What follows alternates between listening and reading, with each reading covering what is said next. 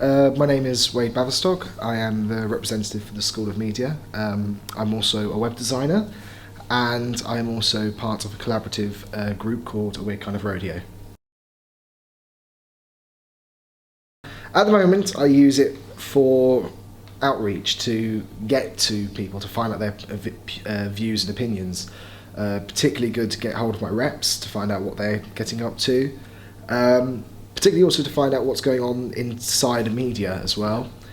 In terms of using it for my collaborative group, we mess around on our social networks, but we use it for planning out film schedules, planning out when we're going to advertise things, schedules, meetings, web design programs, so what's going to happen new with blogs and vlogs on the website. So yeah, I use it horrifically. Generally, I mean, I do love it to an extent. I use it for a platform, particularly my web page, sorry, not my web page, my Facebook profile, for example, is becoming more of a LinkedIn style profile that I'm scared if an employer will look at it. It's got to look good. I hardly have personal things. I take away things if anything like I'm drunk, or if there's anything that I think an employer wouldn't like that's not on my Facebook page.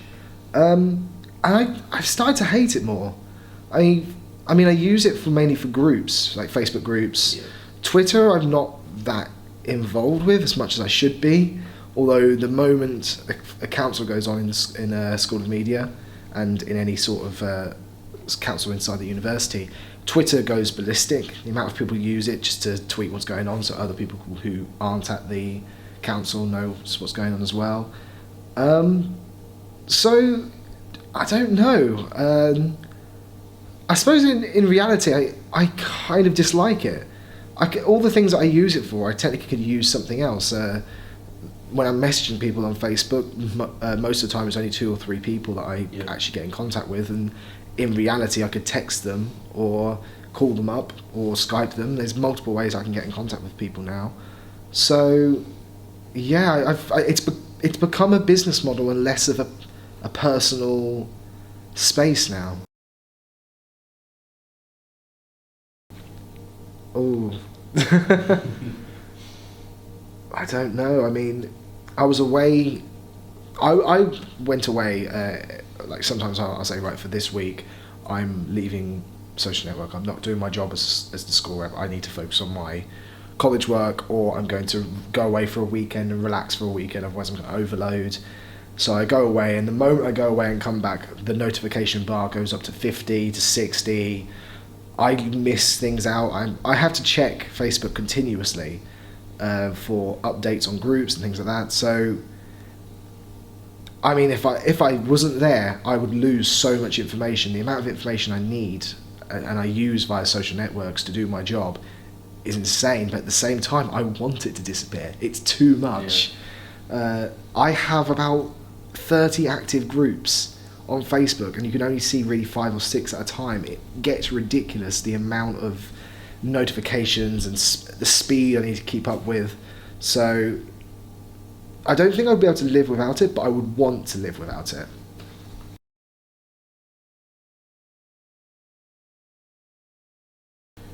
I wouldn't say impossible. Technology is advancing drastically, and for example, I'm using it for business style things, and that's become what it's used for now by me. I've lost the social side of it. Apart from doing things like, I've got one group which is where I mess around and talk with friends and we post silly things on. But that's hidden away from the public eye. And there's multiple ways of doing that now, with new Google Drives and document sharers and things like that. Skype calls, everything's advancing so much that I reckon it could die. Things like Bebo. Everyone used to have a Bebo account, 6-7 years ago? Yeah. It's gone now completely. So, yeah, I think it could go. I think people could live without it because yeah, there'll be other things that'll come out. People thought that Google Plus would be the next big thing, and it could be. It's getting there.